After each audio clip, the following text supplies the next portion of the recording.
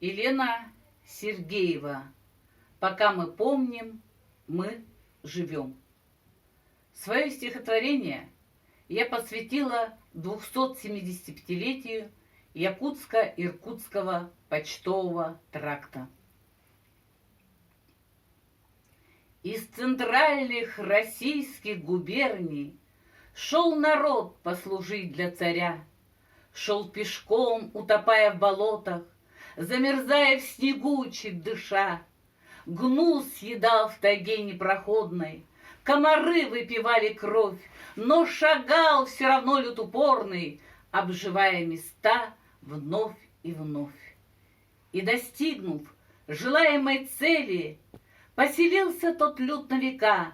Занялся он гоньбой, обустройством, перенял дух якутский, язык и стал строить тут избы русские, чем людей вокруг удивил. Породнился со здешним народом и все тяготы с ним перенес, и повинность особую, царскую, мужик русский исправно тут нес. Ямщики несли службу ратную, возвращались с наградами все, революцию делали, и в гражданскую отличались они, как везде. Власть советскую поднимали, школы строили, преподавали, промартели организовали, судоверфь, известковые, колхозы. Так маячил Бестях во всем.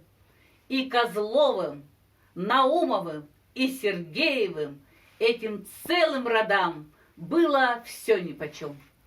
Поднимались, вставали, падали, испытали лихо сполна, ну а в радости равных не было им пока. Расширялись, пахали, строили, крепко корни пускали свои. И Якутия стала родиной, столько здесь пережили они. Здесь река величавая Лена красотой своей увлекла, и своими водами смыла, грусть, печаль всю отогнала.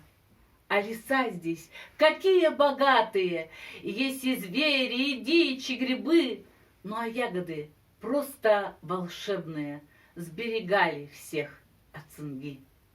И служивые, люди надежные, распахали тут земли привольные, стали пашни зерном засевать, и сторонушку милую, добрую стали чаще вдруг вспоминать.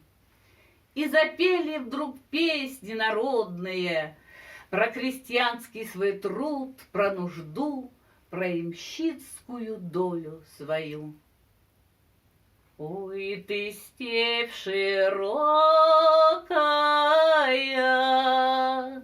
степь раздольная,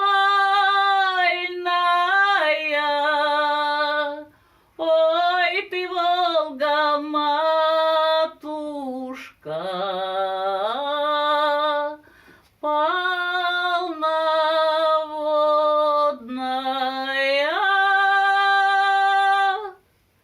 В этих песнях душа раскрывалась, все тянуло к родным берегам. Оглянулись, попели, поплакали и решили, тут будет стан. И назвали его Бестях в честь великой и редкой сосны, что являлось им вещие сны. Вот стоит и поныне селение то, отмечает свой юбилей, и потомки ямщицкие, ленские славят род свой и верных людей. Так живите привольно и радостно, чтите заповеди отцов и крепите ту дружбу братскую, что спасала от всех врагов. Поклонюсь же я памяти предков, преклоню я колени свои. Я горжусь тем, что Родина в сердце — это мой самый лучший Бестях.